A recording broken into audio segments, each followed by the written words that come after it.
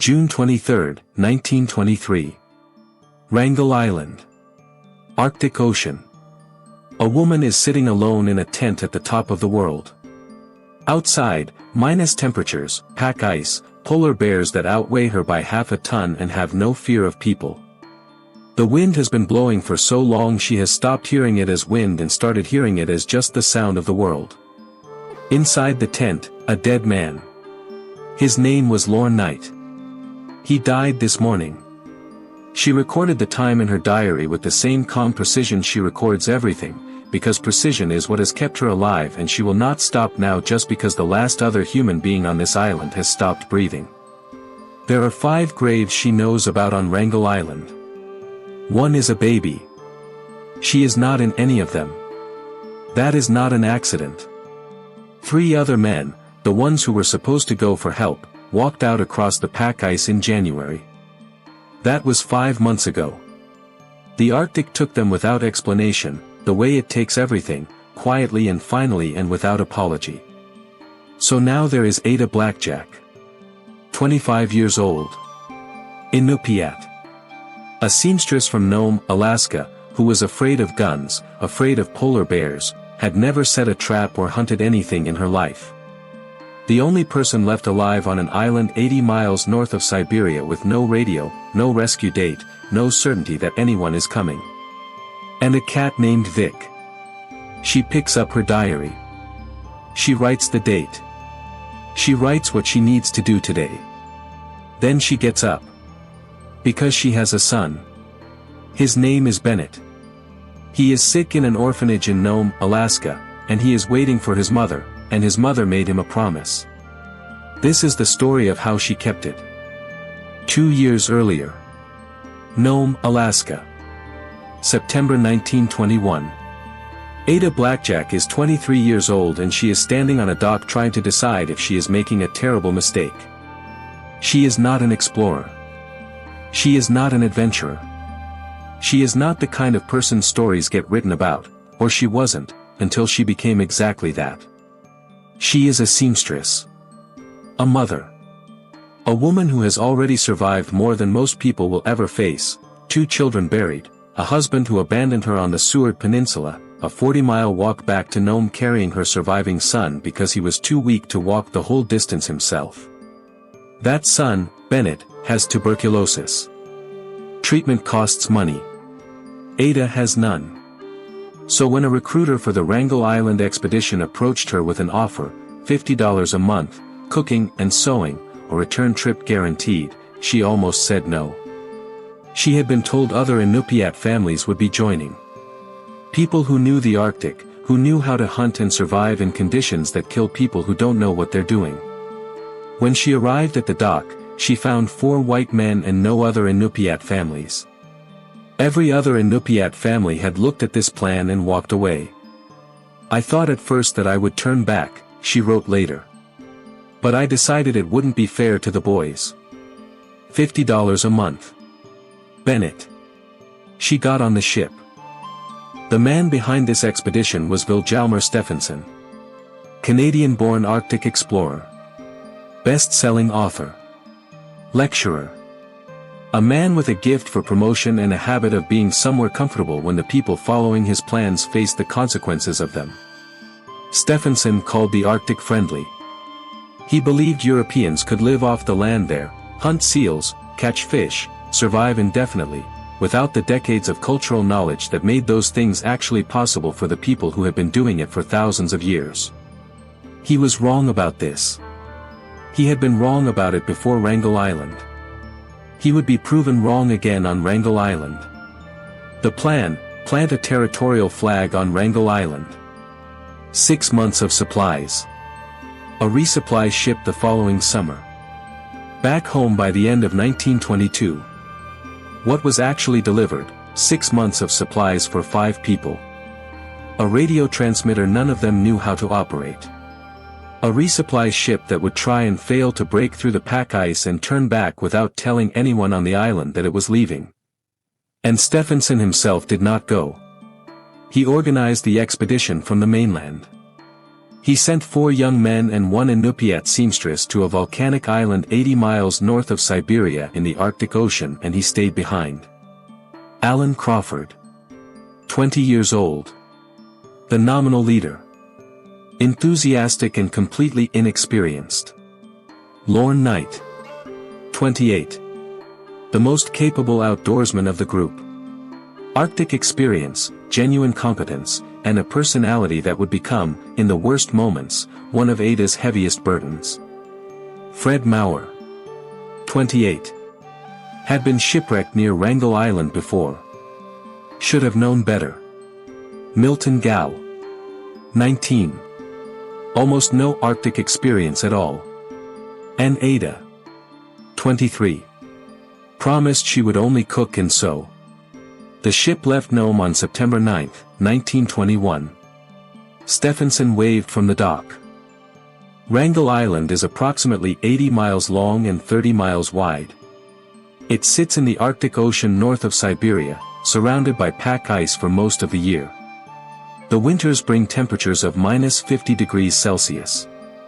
Not occasionally. Consistently. At -50, exposed skin begins to die in minutes. Moisture freezes before it reaches the ground. The act of breathing outside without covering your face is a medical risk. The wind, cyclonic, constant, not a weather event but simply the permanent condition of this place, makes every degree of cold more dangerous. The island has polar bears. More precisely, Wrangel Island has the highest density of polar bear dens in the world. The bears are not afraid of people. They are the apex predator of this environment and they understand that completely. The first winter was hard but survivable. The 5 of them maintained the camp, hunted what they could, managed their supplies with reasonable efficiency. Then summer 1922 arrived. And the ship did not. The supply vessel, the Teddy Bear, attempted to reach Wrangel Island and could not break through the pack ice. It turned back. No one sent a message to the island. The 5 people waiting on the shore simply watched summer turn to autumn and autumn turn to the second Arctic winter with no explanation arriving from the direction of the horizon. The supplies meant for 6 months were now feeding 5 people through 18. The animals moved. Seals that had been reliable disappeared. The foxes grew elusive. The polar bears, sensing the desperation in the camp the way apex predators sense weakness, began circling closer. And then Knight got sick. Scurvy. The body consuming itself for lack of vitamin C. His gums bled first. Then his teeth loosened. Then the bruising, purple across his legs without any impact, the blood vessels breaking down under his skin. His legs swelled. He could not leave his sleeping platform without help. January 1923. The second winter. The supplies nearly gone. Knight dying. No ship. Crawford, Maurer, and Gall made the only decision that seemed left to them. They would walk across the pack ice to Siberia. 90 miles of frozen ocean. Find a ship. Send help. Get everyone out. On January 29, 1923, they packed what they could carry and walked out of camp into the Arctic White. Ada and Knight watched them go. The 3 men were never seen again. This is the part of the story that gets left out. Because it is uncomfortable. Because the man who dies is supposed to be sympathetic. Because the easier version of this story skips from the 3 men leaving to Ada's remarkable survival without stopping to document what happened in between. What happened in between was Lorne Knight. He was dying. He knew it. He was frightened and humiliated and in pain, and there was exactly one person available to receive all of that, Ada, who was cooking for him, heating sand in bags to place against his legs to ease the pain, rotating oatmeal sacks under him to prevent bedsores, emptying his waist, keeping the fire burning, hunting what she could find in Arctic winter conditions she had never trained for, and then coming back inside to be told she wasn't doing enough. He told her husband had been right to leave her. He implied that her fault had something to do with 2 of her children dying. He said she was killing him. Ada wrote about it in her diary. Not with rage. With precision. He never stopped to think how much it's hard for women to take man's place, to woodwork and to hunt for something to eat for him and do waiting to his bed and take the Shiat out for him. She kept nursing him. Every day. Through everything he said. Not because she had forgiven him. Not because she didn't feel it. But because she had looked at the situation clearly and decided that the version of herself who let a dying man die faster than necessary was not the version of herself she was going to be. This is not a small thing. This is, in fact, the psychological center of the entire story. Because at some point in those brutal months, nursing a man who resented her, alone except for him, the 3 others gone and probably dead, her body showing early signs of scurvy herself, the Arctic outside offering -50 and polar bears and no horizon event that looked like rescue, Ada Blackjack had a collapse. Not a dramatic one. Not a breakdown. A quiet one. The kind that happens in private, in the space between sleeping and waking, when the mind finally stops performing composure long enough to feel the full weight of what is true. She was alone. She might die here. Her son might grow up without her. She picked up her diary. She wrote 5 words. I must stay alive. I will live. Not a speech. Not a declaration to the Arctic wind. 5 words in a diary that no one else would read. But something shifted when she wrote them. The difference between surviving because you haven't died yet and surviving because you have decided not to. After that, everything she did was different. Not easier. Different. She was no longer waiting to be rescued. She was getting herself home. She started with the traps. The men had left them. She had never set one in her life. She studied the mechanism, worked out how it functioned, set them in the locations where she had observed fox tracks. February 21st, first fox caught. March 3rd, another. March 13th, 3 more. 7 foxes in 3 weeks. Each one food. Each one a day she wouldn't starve. She gave Night the best portions of fresh meat, the organ meat, the parts richest in vitamin C, because she had read enough of the medical book to understand what scurvy needed, and because she had decided to be the person who did that regardless of what he said to her. She taught herself to shoot birds. She overcame the flinch, the fear, the recoil, through repetition and necessity. She built a platform on top of the storage tent where she could watch the horizon for ships and watch the camp perimeter for approaching polar bears, 2 functions in one structure, because she could not afford inefficiency. She reinforced the camp walls with driftwood she collected herself. She built a stove from empty kerosene cans. She sewed. The seamstress skills that had been her domestic life became her survival infrastructure. A reindeer parka sewn with the precision of someone who understood that a mistake in the stitching was a gap that the Arctic could enter. She made clothing for extreme cold with the same care she had once made it for paying customers in Nome, but now she understood, in a way she hadn't before, exactly what she was making it for. She built a boat. A traditional Iñupiat umiak, a skin boat, from driftwood and available materials, to hunt seals from the water. She had watched the men attempt things like this. She built one herself. Night died on June 23, 1923. Ada recorded the time. She erected a barricade of wooden boxes around his body to protect it from scavenging animals, the best burial the island allowed her to give him. Then she moved into the storage tent. Now she was completely alone. 8 months of Arctic summer ahead of her. 1 rifle. Dwindling ammunition. A cat named Vic who had been on the island the whole time and was, as far as Ada was concerned, the most reliable company available. She rationed the ammunition with mathematical precision, switching to egg collection from the seabird colonies whenever possible, preserving the bullets for the moments that required them. She tracked the polar bear movement patterns around camp and scared them off when they approached. She tracked which parts of the island held food at which time of the seasonal cycle. She read the ice. She maintained the diary. She watched the horizon every day from the platform. Every day she wrote. Every day she hunted or trapped or collected or built or repaired something.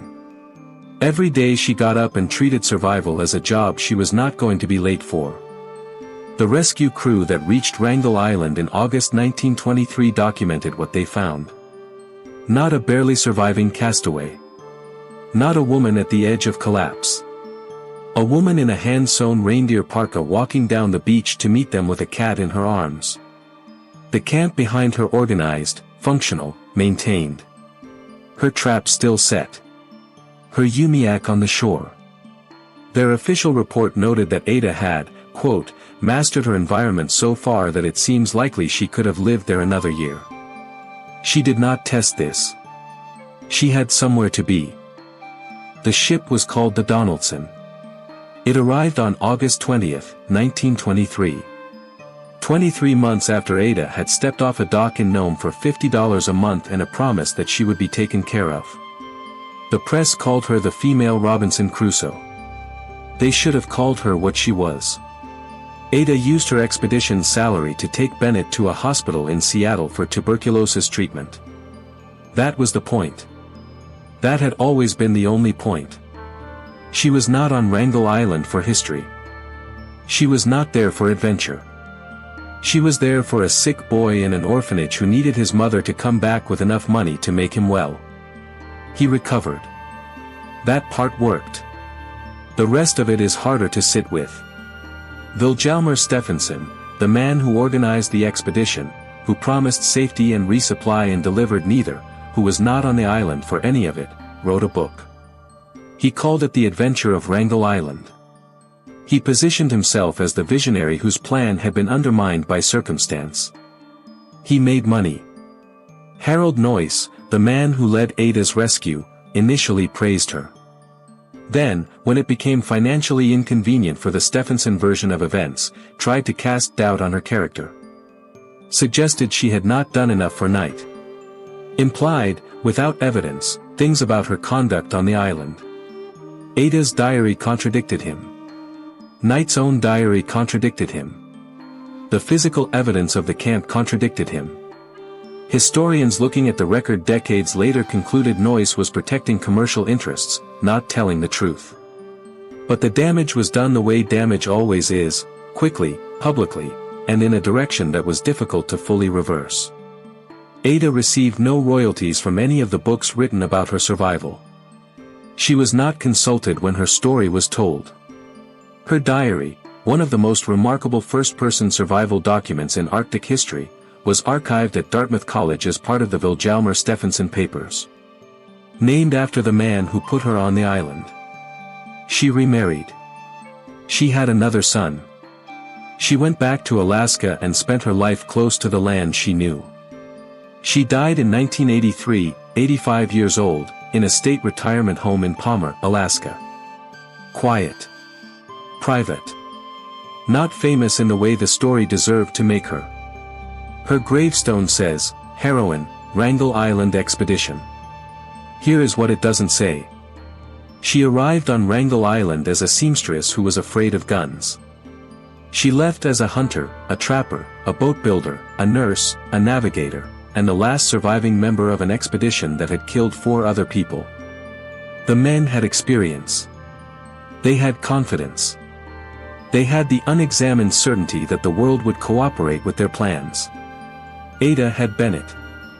And at -50 degrees, alone on an island at the top of the world, with a dead man and a cat and no certainty that anyone was coming, that turned out to be enough. Survival is not an act of heroism. It is an act of refusal. Ada Blackjack refused to disappear. For 23 months, on an island that killed everyone else around her, she refused. And eventually, the world came back for her.